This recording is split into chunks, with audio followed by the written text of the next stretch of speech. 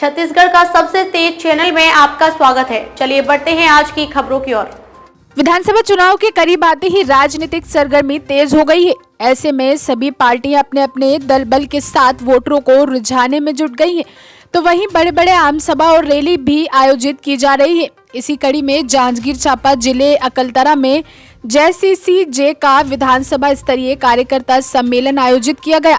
कार्यक्रम में JCCJ के अध्यक्ष अमित जोगी मुख्य अतिथि शामिल हुए। आयोजित कार्यक्रम में अमित जोगी जमकर गरजे। उन्होंने कांग्रेस और भाजपा पर आरोप लगाए। भाजपा और कांग्रेस पर आरोप लगाते हुए कहा, इन दोनों पार्टी ने मिलकर छत्तीसगढ़ को लूटने का काम किया है। अब जनता सब जानती है। सरकार मुंह कार्यशैली से कई सवाल उठ रहे हैं भी इस शासन काल में भ्रष्टाचार से अछूते नहीं। जनता से अपील की है कि क्षेत्रवाद पार्टी सहित छत्तीसगढ़ के बेटे को एक मौका देकर छत्तीसगढ़िया जनता जोगी कांग्रेस की सरकार को बनने का सहयोग करे। आज भी आपने देखा लगातार जिस प्रकार से, मुझे तो बिल्कुल यकीन नहीं होता है। मुझे लगा कि पापा के जाने के बाद, मेरे पिताजी के स्वर्गवास के बाद क्या मुझको वही प्यार मिलेगा जैसे लोग उनको सुनने आते थे, उनको देखने आते थे, उनको आशीर्वाद देने आते थे। पर पिछले लगभग 1 महीने से मैं चुनावी प्रचार में व्यस्त हूँ और कहीं पे भी मुझे निराशा नहीं मिली।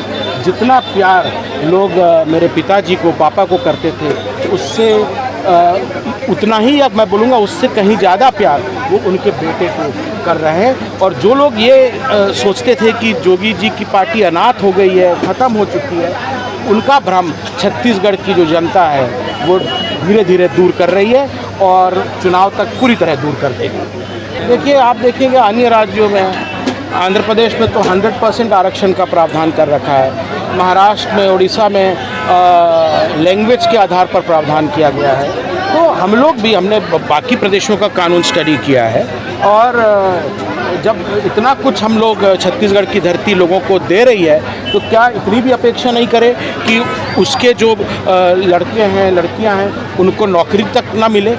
क्या ये उम्मीद भी नहीं कर सकते हैं? इसलिए मैंने कहा है कि मेरी सरकार आते ही जो पहला कानून पहले दिन पारित होगा कि जितनी भी नौकरियां हैं, पहली चीज़ तो ये ठेके वाली नौकरी अब हम लोग बंद करेंगे। जितनी भी नौकरियां नियमित रहेंगी, चाहे वो सरकारी में रहे, चाहे वो प्राइवेट में रहे, और उसमें वही कंपनी काम कर सकती है छत्तीसगढ़ में जो 95% यहाँ के स्थानीय लोगों को रोजगार दे। 5% ठीक है, आप कहीं से मिलेगा। प्रत्याशी कौन रहेगा ये तो मैं भी नहीं जानता, क्योंकि हमारा आला कमान जो है वो दिल्ली में नहीं बैठा है, कि दिल्ली में कोई या लखनऊ में नहीं बैठा है। ये लिस्ट जो है अकलतरा की, जो प्रत्याशी की सूची है, वो अकलतरा वाली तो तय करेंगे। उन्हें ऋचा जोगी चाहिए या कोई और चाहिए, या वो यहाँ के लोग, यहाँ के कार्यकर्ता तय करेंगे। और इसलिए आज सम्मेलन रखा गया जिसमें सबने अपनी अपनी बातें रखी। 36 घोषणाएं करी थी उन्होंने।